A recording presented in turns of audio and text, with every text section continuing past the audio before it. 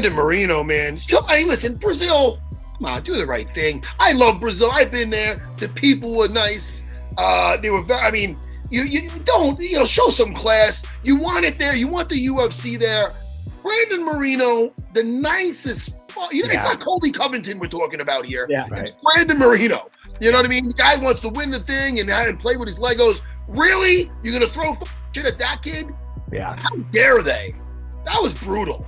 Yeah, but let's keep it positive. The fight was great.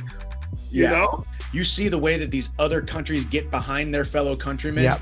You don't necessarily need to be throwing stuff at them, but it really is awesome to see the passion and the zeal that they have for their fellow countrymen. But yeah, throwing things at, like you said, Brandon Moreno just wants to go win a title and go play with his Legos, man.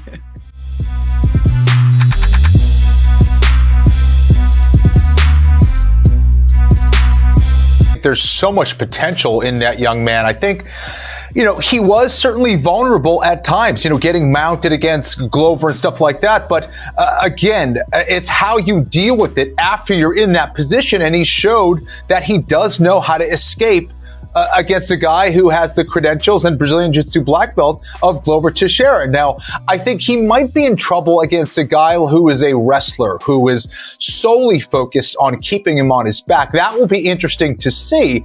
However, against Glover, I thought he was making the right choices. He was staying patient. He was staying composed, which is exactly what you need to do in those big moments during that fight. And being in hostile territory, being in a major main event, his first world championship event, and responding in that manner showed that this is a guy that's very capable, that's very intelligent. On the feet is really where he was shining, right? But in those tough moments, he showed that he knows how to deal with adversity, and that is going to fuel him and propel him in future fights as well.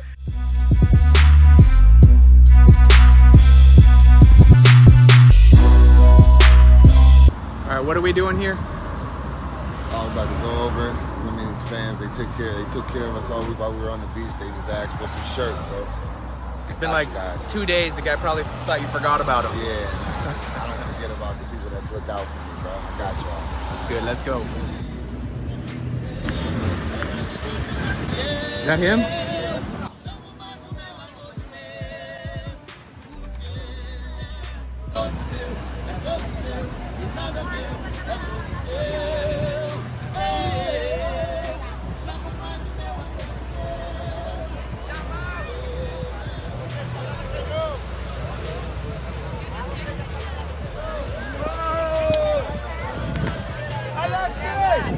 Gracias, amigo. Mucho thank you. De nada. Hey, you got a marker? You sign it? Sí. Tem caneta? You get one and I sign it. Vou pegar. That's him right there. Sacale a foto. Amigo, muchas gracias. Caralho, Morenica Alex. Hoje você vai ganhar. Você vai ganhar hoje. Sim. Deixa ele no meio, No meio. Valeu, mano. Obrigado. He's going now.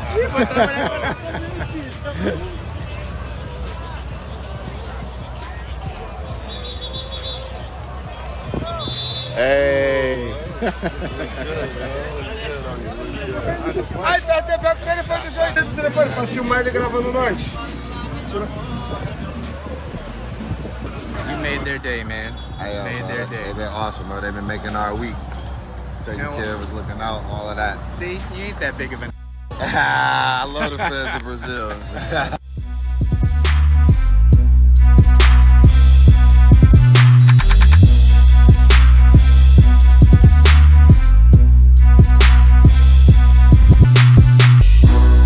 He spoke about his power of punches and all these things, and how when he catch the Glover, it will be over, and all these things. So Glover showed everybody that Jamal, he haven't so big power in the punches, not like a Johnny Walker. Johnny Walker, he showed them amazing work, and yeah, that's maybe the one and last thing. Yeah. But more than Jamahal Hill, Glover surprised me because it looked like he looked like it was not his night. Yeah.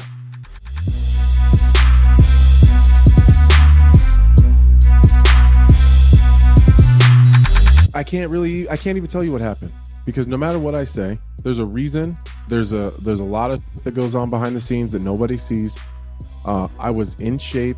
I was really low a couple weeks ago. And it happens, but I have no excuses. I had a job. I had to go down and make weight to be the alternate if something happened. To be fair, I was still there. I was still ready to fight. If something happened and someone had to pull out, I still would have fought. I just wouldn't have been eligible to win the title. But I have no excuses. I've been an absolute asshole about people missing weight. You got one job. You got to show up on weight. Exactly. Like, that's the easiest part of the job, right? So I stand by everything I've ever said about everybody else, that you have to make weight, that it's not an option, and I'll accept whatever shit's coming my way. It doesn't change my perspective. There's no shit coming your way. Number one, the extent of the shit that's coming your way is wow. Yeah. Tap. Yeah. Anthony Smith, as if he went down to Brazil and didn't even make weight. Wow. And he has the audacity to lecture about fighters on a podcast. Wow. That's and about I'm still it. going to do it. I'm still going to do it. If the next person that misses weight, I'm going to say something about it.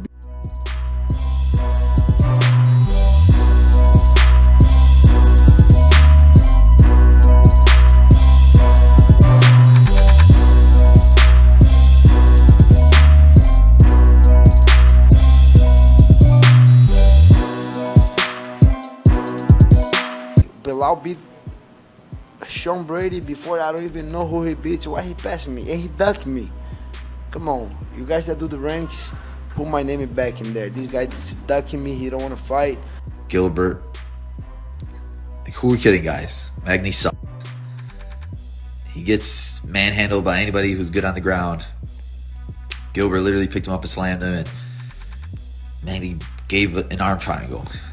We saw RDA do that to him. It was a 55er. We saw Shavkat do that to him. So you're not a world beater because you beat Neil Magny. Secondly, he's coming out saying that I denied the fight with him. Yada yada yada. Like, bro, stop with the lies. I wanted to fight you instead of Brady. I was calling for you instead of Brady, but you sat on the sidelines. You begged for Masvidal. You sat there, waited to try to get a guy who's on a 3-fight losing streak.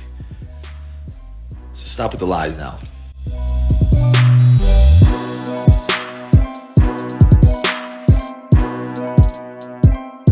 I got your answer for go ahead. What happens the next fight. 205, he becomes a double champ. How's that? Oh my God. How's that for matchmaking? Here's the thing, he could actually pull that off. He could actually pull that off. Kenny, he's the 100% the favorite in that fight. He's a beast, man. Yeah, he's a beast. He moves up to 205. I'd imagine making 185, a guy that big, it must be tiring and brutal to make that weight. At 205, I bet he's comfortable, strong, fast, probably feeling better than he is at 185. Without a doubt. Without a doubt. That's a crazy fight. I mean, and that's a winnable fight for Pereira, which is insane. He becomes the double champ with the least amount of fights ever in UFC history. How's that?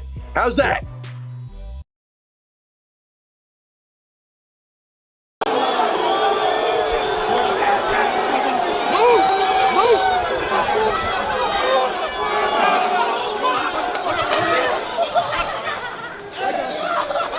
This is all wrong.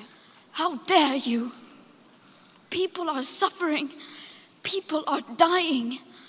Entire ecosystems are collapsing. How dare you? How dare they?